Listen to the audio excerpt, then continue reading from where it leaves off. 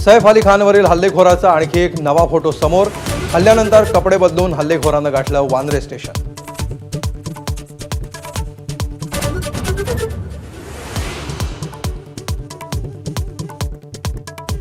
सैफ अली खानवरच्या हल्ल्याचा तपास करण्यासाठी तब्बल 35 टीम तयार।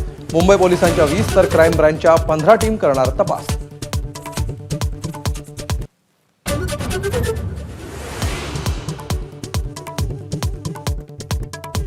सैफ अली खानला लीलावती हॉस्पिटलमध्ये पोहोचवणारा रिक्षा चालक माझावर। हॉस्पिटलमध्ये नेताना सैफची अवस्था कशी होती, केलं सविस्तर वर्णन।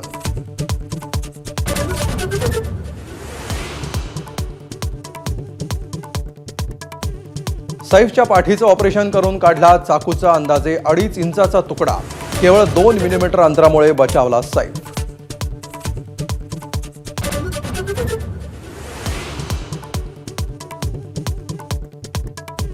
सैफ अली खाननं हल्ल्यावेळी दाखवलेल्या धाडसाचं लीलावतीच्या डॉक्टरांकडूनही कौतुक। रक्तबंबाळ अवस्थेत एखाद्या घायाळ सिंहासारखा तैमूरला घेऊन हॉस्पिटलमध्ये आल्याची डॉक्टरांची माहिती।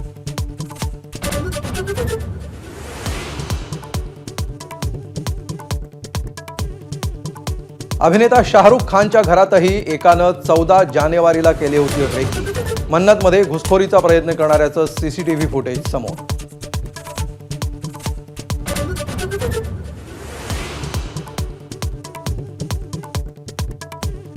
शरद पवारांची राष्ट्रवादी मुंबई पालिका निवडणुकीमध्ये 50 पेक्षा जास्त जागा लढण्याच्या तयारीत। सुप्रिया सुळेंची पदाधिकाऱ्यांसोबत चर्चा। इच्छुक उमेदवारांच्या मुलाखती लवकरच आयोजित करणार।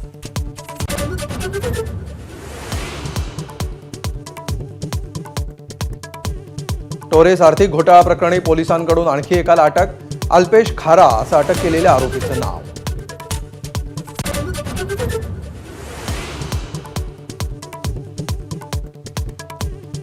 मनु भाकर, प्रवीण कुमार, डी गुकेश आणि हरमनप्रीतला मेजर ध्यानचंद खेल रत्न पुरस्कार प्रदान। टाळ्यांच्या कडकडाटात झाला जगभर डंका वाजवणाऱ्यांचा गौरव।